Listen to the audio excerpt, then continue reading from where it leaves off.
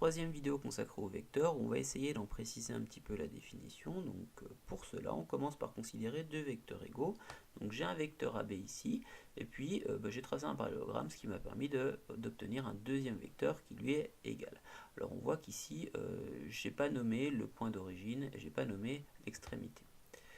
Je peux tracer un autre vecteur qui est égal, ici en retraçant un nouveau parallélogramme, et on dira que ces trois vecteurs que j'ai tracés en rouge ici sont les représentants d'un même vecteur.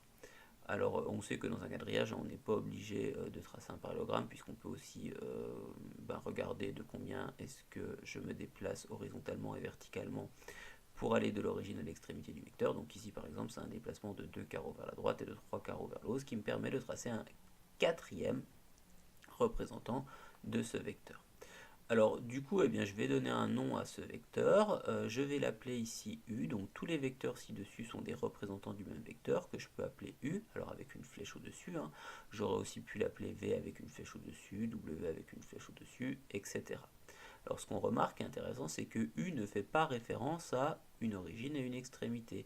Jusqu'à présent, on n'avait vu que des vecteurs comme par exemple le vecteur AB où on lisait l'origine et l'extrémité du vecteur. Ici, ce n'est pas le cas de U, ça veut dire que U, je peux le placer où je veux dans le plan à partir du moment où il respecte un certain nombre de caractéristiques qu'on va voir juste après.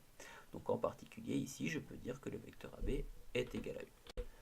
On vient de voir qu'un vecteur n'est pas attaché à un point, mais qu'on peut le tracer à partir de n'importe quel point du plan, ou plus précisément, on peut en tracer un représentant à partir de n'importe quel point du plan, à partir du moment où il respecte sa direction, son sens et sa norme, c'est-à-dire sa longueur, mais pour les vecteurs, on dit sa norme.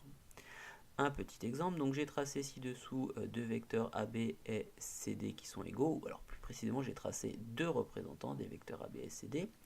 Alors pourquoi est-ce qu'ils sont égaux? Eh bien parce qu'ils ont la même direction, autrement dit parce que la droite AB est parallèle à la droite CD, qu'ils ont le même sens, alors ici je pourrais le définir comme vers la droite ou vers le haut. On remarque au passage que si les deux vecteurs n'avaient pas la même direction, ça ne voudrait rien dire de parler de sens. On ne parle de sens qu'à partir du moment où les vecteurs ont la même direction.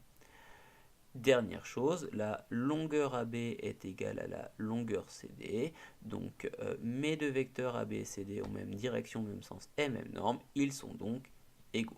Alors ces trois termes ne sont pas explicitement au programme, mais ce qu'on verra c'est que c'est quand même intéressant de les avoir à disposition pour pouvoir expliquer un petit peu plus clairement de quoi on parle. Un cas particulier, donc je considère A, B, C, etc. des points du plan, donc je pourrais prendre D, E, etc. Les vecteurs AA, BB, CC, etc. Autrement dit, des vecteurs qui correspondent à une absence de déplacement. Quand je me déplace de A vers A, je reste immobile, de B vers B, je reste immobile, etc.